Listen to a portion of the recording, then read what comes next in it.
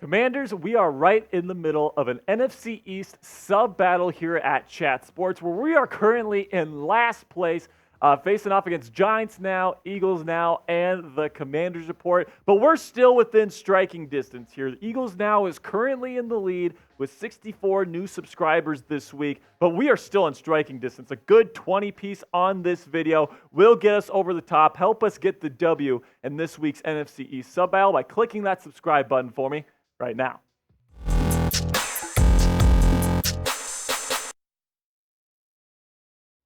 What's good, Commanders fans? I am your host, Jack Sperry, and this is the Commanders Report.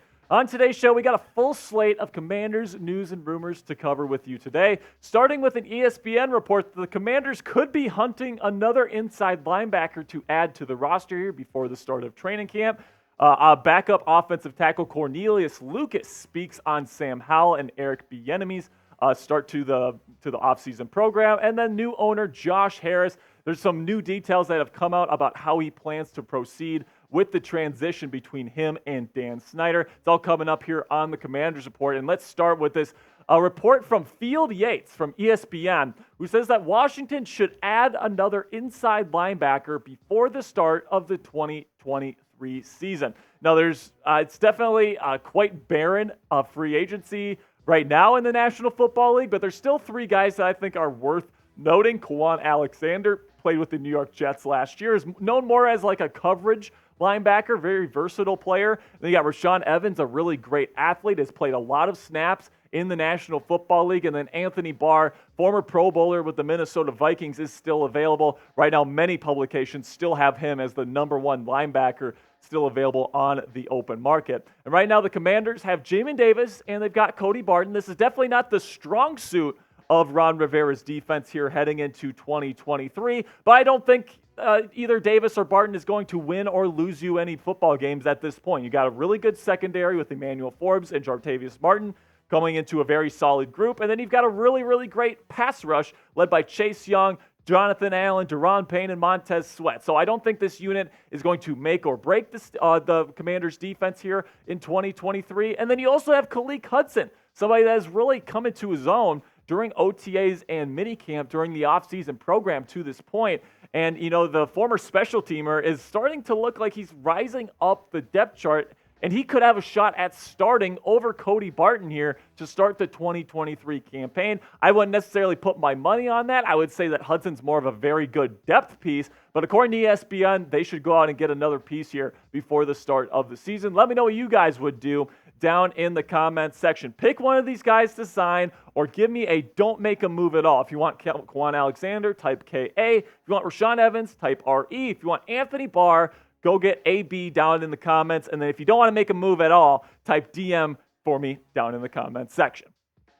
Then for me, I'd be perfectly cool with what the Commanders have in that room right now. Like I said, it's not that bad of a group where they're going to lose you football games. I'm a big believer in Jamin Davis and his talent. I'm kind of a believer in Cody Barton. He's about as milquetoast vanilla as it gets, but that'll get the job done in the National Football League if you've got the secondary and the pass rush, which the Commanders do. And then you got Khaleke Hudson, somebody that seems to be a riser coming into the season. And if Cody Barton just absolutely sucks, you can plug him in. And I think that's a very nice depth piece for you if you are the Washington Commanders. All right, now let's move on to the next topic today, which is that swing tackle Cornelius Lucas. Went out and talked a little bit about Sam Howell and Eric Bienemy here heading into 2023 training camp. This is what Lucas had to say about Sam Howell. I'm impressed with this guy over OTAs. He took great command of the offense, showed great leadership, works really hard, and the guy has a hell of an arm, a true gunslinger. Excited to see how far he takes us and where we go. And then when it comes to Eric Bienemy, this is what Lucas had to say. I can say from an offensive perspective with Eric Bienemy, he's definitely brought championship energy. He has us working at a different clip and pace, and I like where we're headed. So I love where Eric Bienemy is taking this offense right now. It really seems like he is taking that championship pedigree that he learned from Andy Reid back in Kansas City, and he's always been known as like a high-energy guy. Right, he's always first one in, last one out type of dude, and he's somebody that holds guys accountable. We saw that in Kansas City with the continual success that they had over a half a decade with him leading the way on the offensive side of the ball over the last 5 years. And now he's bringing that to Washington, and all the players have been talking about how great he's done. And then when it comes to Sam Howell, the hype is definitely rising, right? At this point, we've heard Jahan Dotson, Terry McLaurin, Cornelius Lucas, and more talk about how impressed they are with Sam Howell in the huddle, his command of the offense, the accuracy, the arm, not only the arm accuracy, but the arm strength as well. So because of all that, even though Sam Howell still needs to prove himself when the time comes, and the pressure is definitely on for this kid because he's only a fifth-round rookie, and he's got Jacoby Brissett waiting in the wings if he doesn't perform right away, I'm going into the season very optimistic about Sam Howell's chances. It seems like he is really bought over not only his teammates, but the coaching staff here in Washington.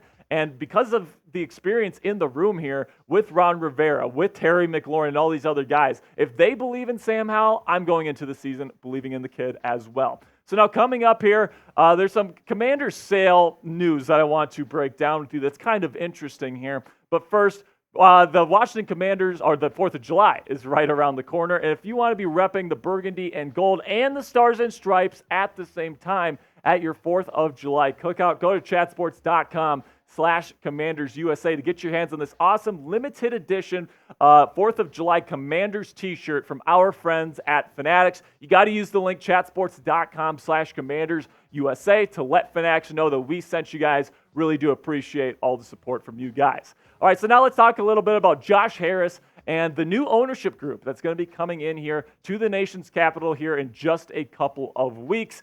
The NFL has set a date for the vote on this sale on July 20th. So NFL owners will vote to ratify this move on July 20th, which is very, very close to the start of training camp. The Commanders training camp starts on July 25th. So it looks like this transition is going to be happening during training camp, which is very interesting, which is why I think that HBO Hard Knocks should personally go to the nation's capital for the Commanders this season. But to speak of other things here, new owner Josh Harris plans on keeping most of the administration in place, at least for the start of his new regime. So he's going to see how the current pieces in the organization operate, and he's going to assess them throughout the year, whether or not they are worth keeping, and then make the proper adjustments, which personally, I think that sounds like a really great move by Harris. You don't want to be getting a bunch of new personnel in there right before the season. I think this is a very prudent move, and it allows Harris to keep the members that are worth keeping here in this organization moving forward. And that big question is going to be, how smoothly will this transition